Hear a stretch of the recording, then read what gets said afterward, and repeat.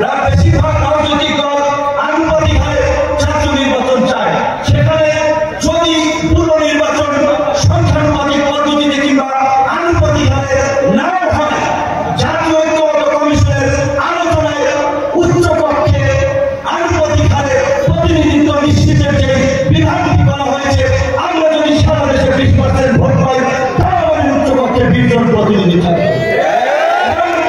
এই উচ্চকক্ষে যদি আনুপাতিক হারে প্রতিনিধিত্ব নিশ্চিত করা হয়, প্রায় সকল রাজনৈতিক দলের প্রতিনিধিত্ব উচ্চকক্ষে থাকবে।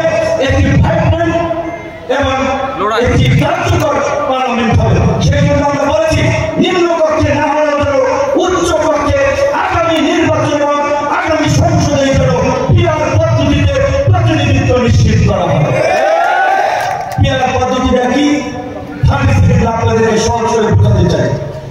বর্তমান পদ্ধতিতে 300 আসনে 300 এমপি প্রার্থী নির্বাচিত হয়।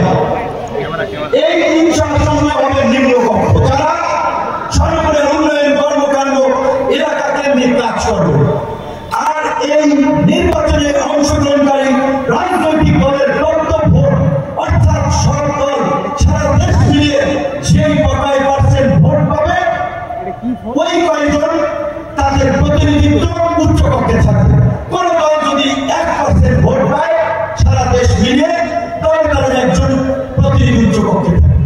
কোন দল যদি 5% ভোট পায় 5 জন প্রতিনিধি উচ্চকক্ষে থাকবে। এটা একটা ভালো